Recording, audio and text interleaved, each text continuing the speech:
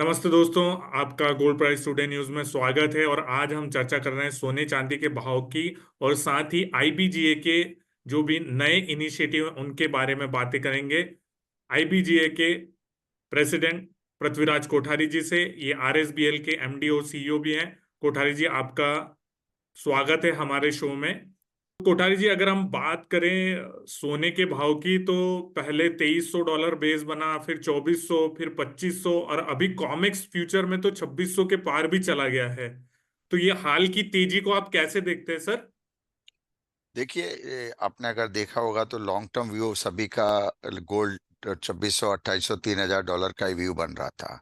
क्योंकि अनसर्टेनिटी है, geopolitical tension है, उसके बाद में इंटरेस्ट रेट कट करने का हो रहा है, और ज्यादातर सेंट्रल बैंक्स की जो बाइंग है वो सबसे ज्यादा इफेक्ट प्राइस को कर रही है। कि आपने देखा होगा कि इंडियन गवर्नमेंट भी बाइंग कर रही है, हर सेंट्रल गवर्नमेंट थोड़ा थोड़ा थोड़ा थोड़ा रिजर्व को बढ़ा रही है। तो कहीं ना कहीं पे अनसर्टेनिटी है, जियोपॉलिटिकल टेंशन का काफी इफेक्ट है कि कभी कल सैंक्शन हो जाए। और सबसे बड़ी बात है कि अभी कंट्री वहां से एलबीए में वेयर हाउस से गोल्ड को लिफ्ट कर रही है खुद की कंट्री में। तो ये भी एक रीजन है कि वहां पे स्टॉक ऑलमोस्ट बहुत कम हो गया है। ऑलमोस्ट 23% स्टॉक ड्रॉप डाउन हो गया है वेयर हाउसेस का। तो ये सब इनिशिएटिव है, प्लस यूएस का जो इंटरेस्ट रेट कट की बात हो रही है, इन्फ्लेशन फियर है, अभी तक उनके कंट्रोल में नहीं आया है, रिसेशन की बात चल रही है। तो इस तरह से ये सब कंडीशन गोल्ड के ऊपर रहती है। और रही बात है कि आप देखोगे कि हर चीज, नॉट फॉर गोल्ड, अगर आप इक्विटी में साइड में देखोगे ग्लोबली, नॉट इंडिया, आप देखोगे यूएस इक्विटी देखिए या पूरी ग्लोबल देखिए तो एकदम पीक के ऊपर है, और नए नए पैसे मार्केट के अंदर बहुत आ रहे हैं। तो अगर कोई भी चीज, अभी जैसे कोई भी अनसर्टेनिटी अगर मार्केट में वर्ल्ड ग्लोबली आ जाती है तो सबसे पहले उसका इफेक्ट गोल्ड होगा। और अभी सेफ इन्वेस्टमेंट के लिए हर लोग, आपने देखा होगा ईटीएफ के अंदर भी गोल्ड की वापस से बाइंग हो रही है। इंडिया के अंदर भी ईटीएफ के अंदर अच्छा रिस्पॉन्स आ रहा है। तो कहीं ना कहीं लोग अपने पोर्टफोलियो के अंदर है या अपने सेफ साइड के लिए गोल्ड को उसको कर रहे हैं। और नो डाउट है, द कॉमेक्स है उसमें है, कोई करेंसी के सामने हेज करता है, कोई सिल्वर के सामने करता है, कोई ऑयल के सामने करता है। तो हर एक गोल्ड एक ऐसी कमोडिटीज है कि उसको हर एक किसी ना किसी के साथ में उसको लिंक कर देते हैं, या उसको आर्बिट्रेट कर देते हैं, या उसको हैच कर लेते हैं। तो गोल्ड की वजह बढ़ने की है। अच्छा, रही बात ऐसी है कि ऐसे लोगों के हाथ में जाके पाक हो रहा है कि वो लोग बेचना ही नहीं चाहते। जब कोई मार्केट में बेचने नहीं आएंगे तो गोल्ड के प्राइस का कैसे मूव होगा? नीचे आने का क्वेश्चन ही नहीं है। माइंस होल्डर है वो फिजिकली, माइंस, अभी देखो माइंस के शेयर्स के सब भाव बढ़ चुके हैं। तो माइंस वाले खुद चाहते हैं कि हम फिजिकली उसको मार्केट में करें। हेज करने से उनको फिर एम टू एम मार्जिन और सबका इश्यू आता है। तो प्राइस मुझे लगता है कि थोड़ा बहुत करेक्शन दिसंबर हेड है, प्रॉफिट टेकिंग आएगी, ये बात मैं मानता हूँ कि दिसंबर के टाइम में जनरली ईयर एंडिंग उनका होता है तो प्रॉफिट टेकिंग आएगी। तो इस हिसाब से उस टाइम पे प्राइस एक थोड़ा करेक्शन आना चाहिए। बट ओवरऑल अगर आप सिनेरियो देखेंगे तो एक प्राइस जो छपता है उसके बाद में वो प्राइस नीचे आता ही नहीं है। आप अगर जुलाई की बात कीजिए तो 2385 का प्राइस चलता था टाइम ऑफ ए बजट, और आज देखिए बाजार ऑलमोस्ट 2580 डॉलर के आसपास बाजार हो गया है। ये मैं स्पॉट की बात कर रहा हूँ। तो इस तरह है कि प्राइस अभी मूव कर रहा है, और इस प्राइस पे भी फिजिकल डिमांड है, ऐसा नहीं कि फिजिकल डिमांड नहीं है। तो उसको भी सपोर्ट किया, और जितना ड्यूटी कट किया था उससे ज्यादा तो इंटरनेशनल प्राइस बढ़ गया है।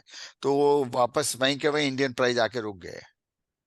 जी सर, आप सही कह रहे हैं। अभी हाल ही में वर्ल्ड गोल्ड काउंसिल ने जो रिपोर्ट जारी की थी ईटीएफ की, तो लगातार 4 महीने से इनफ्लो आ रहे हैं। साथ ही इंडिया गोल्ड कॉन्फ्रेंस में जब पर्थ मिंट के लोग आए थे, उन लोगों से भी मैंने बातचीत की थी, तो उनका भी यही कहना था कि माइनिंग वाले तो ऐसा चाह रहे हैं कि जितना ज्यादा माइन करके हम लोग बेच सके उतना बेच रहे हैं वो। तो सर, जैसे आपने कहा दिसंबर में आ सकता है, तो दिसंबर तक यूएस इलेक्शन और रेट कट का सिनारियो, दोनों सिचुएशन साफ हो जाएंगी, तो कहीं ना कहीं उसका भी असर देखने को मिलेगा। हाँ, ये बात फैक्ट है कि देखिए अभी ऑलमोस्ट जो न्यूज आती है कि इंटरेस्ट रेट कट होगा, 25% बेसिस पॉइंट तो ऑलरेडी मार्केट उसको डिस्काउंट करके बैठा हुआ है। तो मुझे लगता है कि अगर 50 बेसिस पॉइंट की बात चल रही है, अगर 50 बेसिस पॉइंट कट हो रहा है तो उसी के लिए प्राइस काफी मूव हो रहे हैं कि लोगों को 55% ऐसा मानना है कि 50 बेसिस पॉइंट को कट करेंगे। तो और हेड ऑफ ए इलेक्शन अगर ट्रम्प आता है तो गोल्ड नो डाउट डाउन जाएगा, और अगर हैरिस आती है तो मार्केट ऊपर जाएगा। तो यही है। यूएस इलेक्शन है, यूएस इन्फ्लेशन है, यूएस यूएस का डेट डेट सीलिंग बढ़ बढ़ रहा है डे टू डे। तो ये सब सिनेरियो, और डी डॉलराइजेशन कर रहे हैं लोग, तो ये बहुत चीजें उसको गोल्ड को इफेक्ट करती है। थोड़ा लंबे समय की बात करें तो आप गोल्ड को कहाँ तक देखते हैं सर? देखिए, मैं गोल्ड को अभी डाउन साइड 2350 2400 देखता हूँ, और अपर साइड में $2800 दिस अपना मार्च एंड तक मैं उसको देखता हूँ कि गोल्ड $2800 मार्च एंड तक आना चाहिए। बट नो डाउट है, मैं यही सलाह देता हूँ कि बाय ऑन डिप्स ही करना चाहिए, शॉर्ट सेल होकर नहीं चलना चाहिए, क्योंकि वॉलेटिलिटी काफी ज्यादा है। और वॉल्यूम वैक्यूम अभी भी बहुत है, बट वॉल्यूम कम है, वॉल्यूम इतना पिक नहीं हो रहा है ये हायर प्राइजेस पे, क्योंकि सेलर सब ड्राई हो गए, सेलर कोई माल बेचने को ही तैयार नहीं है। जी। और भारतीय बाजार के हिसाब से क्या आप कुछ कहना चाहेंगे? 80,000? देखिए, 78,000 गोल्ड का मैं प्राइस देख रहा हूँ एक्सक्लूडिंग जीएसटी, और डाउन साइड में 68,000, ज्यादा से ज्यादा 68,000 जो बजट के टाइम पे जो भाव था वो प्राइस का लग रहा है। और मुझे लगता है कि हाइड ऑफ अ मानसून अच्छा है ऑल ओवर इंडिया के अंदर। आपके इस साल में मैरिजेज भी काफी ज्यादा है, और अभी गणपति के बाद में नवरात्रि के बाद से फेस्टिवल सीजन स्टार्ट हो रहे हैं। तो मुझे लगता है कि कहीं ना कहीं गोल्ड का और सिल्वर का इंडिया के अंदर डिमांड काफी अच्छा रहेगा। सिल्वर का भाव कितना देख रहे हैं सर? सिल्वर में 6 से 9 महीने में 1,25,000 रुपया मैं देख रहा हूँ कि चांदी का डोमेस्टिक प्राइस में होगा। और चांदी में गोल्ड के मुकाबले में काफी ज्यादा बुलिश हूँ। अगर आप मेरे से सलाह मांगोगे तो मैं गोल्ड सेल और सिल्वर बाय करने की सलाह दूंगा। सिल्वर मुझे लग रहा है कि $38, अगर वो ब्रेक होता है तो $50, और वो ब्रेक होता है तो $63 तक भी जा सकती है। तो I am very much bullish on silver. मुझे सिल्वर अच्छी लग रही है, कंजम्पशन ज़्यादा बढ़ गए हैं, यूज ज़्यादा हो गया है। और हर जगह पे सिल्वर का, जैसे ईवी बैटरी हो गई है, लिथियम बैटरी हो गई है, सोलर सिस्टम हो गए हैं, फिर अपना इंडस्ट्रियल प्रोडक्ट है, फिर उसके बाद में यूटेंसिल्स है, फिर अपना ड्रग्स आइटम्स है, ड्रग्स के अंदर है, फिर उसके बाद में अपना सिर्फ 1,000 टन चांदी इंडिया में खाली जर्दा, इलायची और ये सुपारी के अंदर और मिठाई के अंदर लगती है। तो डिमांड सिल्वर का काफी हेवीली है। तो इस हिसाब से, और सिल्वर सिल्वर का भी स्टॉक एज अ गोल्ड के जैसा ये भी अभी कमती होने जा रहा है, हर जगह से सिल्वर भी स्टॉक कम हो रहे हैं। तो वो भी एक रीजन है, और प्रोडक्शन के सामने इसका ये बाई प्रोडक्ट है, तो इसका ये प्रोडक्शन का पता नहीं चलता है, बट हायर प्राइजेस पे प्रोडक्शन होता है तो वो लोग करते नहीं, तो ये बाई प्रोडक्ट है उसको रख देते हैं। ये अब अभी हमने हाल ही में सिल्वर इंस्टीट्यूट के जो सीईओ है माइकल डिरेंजो, उनका भी इंटरव्यू किया था सर। तो वो भी यही बोल रहे थे कि 3 साल से डेफिसिट में चल रही है, और ये लगातार चौथा साल है जहां पर सिल्वर डेफिसिट में होने वाली है। आपके पास समय हो थोड़ा सा तो आप हमें बताइए सर कि ज्वेलर्स जो अपने आप को ट्रांसफॉर्म करना चाहते हैं, आगे बढ़ना चाहते हैं, तो वो क्या कुछ करें ऐसा? देखिए, ज्वेलर्स अगर आगे बढ़ना चाहते हैं तो हमने अभी इब्जा का एक मुहिम चालू किया है, वेरीफाइड टैग, जिसमें हम सभी ज्वेलर्स को एक उनकी बैलेंस शीट के हिसाब से उनको जस्ट लाइक स्टेटस सर्टिफिकेट्स, कि भाई ये ज्वेलर्स है जिसमें हॉलमार्किंग ज्वेलरी हो। अभी क्या हो गया कि एज ऑफ नाउ टुडे इतना ऑनलाइन बिजनेस, फिर branded jewellery, the competition was too high.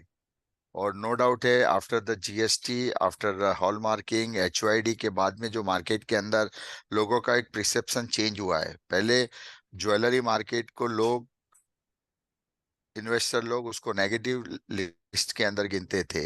अब धीरे धीरे वो पॉजिटिव हो रहे हैं। आपने देखा होगा इतने आईपीओज आए हैं, इतने आईपीओ पाइपलाइन में है, ज्वेलरी सेक्टर की मैं बात कर रहा हूँ, और काफी अच्छा लोगों का रिस्पांस भी है।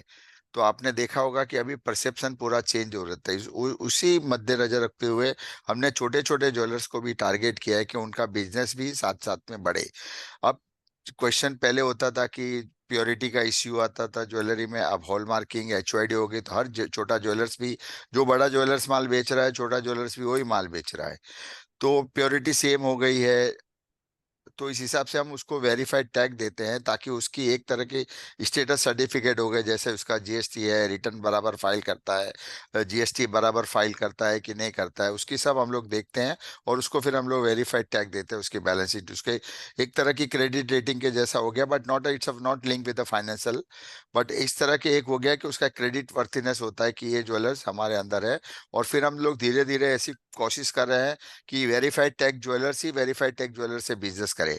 अगर छोटे ज्वेलर्स है तो उनको हम लोग माल बेचने के लिए भी देंगे वेरीफाइड टैग वाले, और उनका कैसे बिजनेस बढ़े, ग्रोथ बढ़े, उसके ऊपर हमारा फोकस रहेगा। और कौन सी नई चीज आ रही है, कैसे उनको ट्रेन करे, कहाँ पे प्राइस हेज करना है तो हेज करे। ऐसे लोग हम लोग एमसीएक्स के साथ में मिलके लोगों को समझाने की कोशिश कर रहे हैं कि कैसे ट्रेड होता है, कैसे होता है। तो वो हम लोग उस पर काफी एक साल में हम लोग 100 ऑनलाइन और ऑफलाइन दोनों प्रोग्राम करने वाले हैं।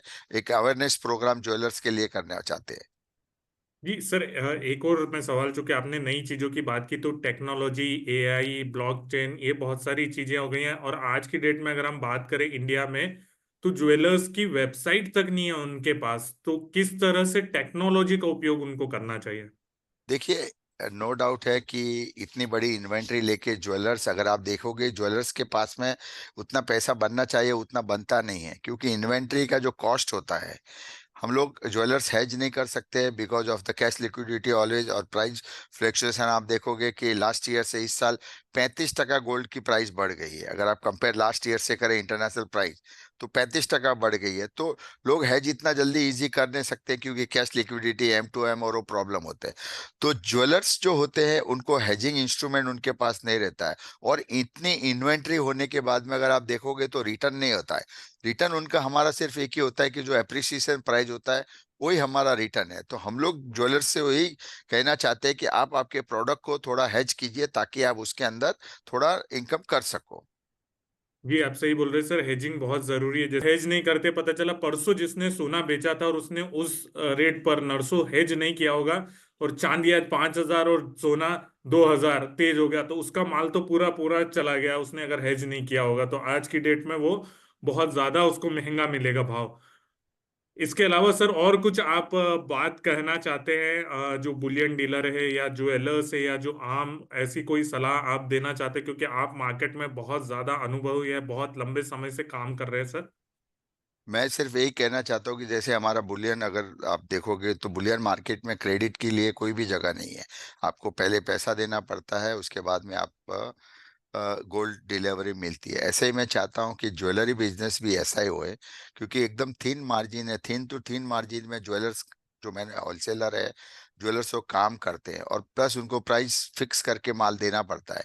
और उनका पेमेंट, अगर आज मैंने प्राइस फिक्स करके माल बेचा है, तो मुझे 1 महीने के बाद में अगर पेमेंट मिलता है या 2 महीने के बाद में मिलता है, तो मेरा तो स्ट्रेट लॉस है, क्योंकि मैंने हेज करता हूँ तो भी मैं मरता हूँ। तो मैं यही चाहिए कि ज्वेलरी की भी एक सिस्टम होनी चाहिए कि 7 डेज के ऊपर की क्रेडिट नहीं होए। 7 दिन के ऊपर का आप पीडीसी लेके बेचो, तो उससे क्या होगा, बिजनेस काफी अच्छा हो जाएगा। अगर और थिन मार्जिन होती है तो भी उसमें अच्छा रहता है, क्योंकि अभी कंपटीशन का जमा है, नई नई डिजाइनिंग आ रही है, नए नए इंस्ट्रूमेंट आ रहे हैं, लाइट वेट ज्वेलरी आया है, यूथ को अट्रैक्ट करने के लिए करना पड़ेगा। तो मार्केट बहुत वॉस है, बहुत बड़ी मार्केट है। अभी तो हम लोग इंडियन डोमेस्टिक मार्केट को ही पूरा नहीं कर सकते, तो हम तो इंटरनेशनल मार्केट की बात ही नहीं कर रहे हैं। बट अपनी जो ज्वेलरी, जो हैंडमेड ज्वेलरी है, वो बहुत सी चीजें ऐसी है जो अपने को आज पसंद है। तो मैं यही ज्वेलर्स के कहूंगा कि आप जो क्रेडिट पे माल देते हैं, उसके ऊपर आप लोग एक बार बैठ के, सब एसोसिएशन साथ में बैठ के, वन नेशन वन प्राइस के जैसा एक ज्वेलरी जो आप क्रेडिट पे बेचते हो, उसके ऊपर भी एक एक डेट होनी चाहिए कि भाई 7 days to 15 days restricted against the PDC. इतना समय दिया उसके लिए बहुत बहुत धन्यवाद। Thank you so much sir. Thank you, thank you.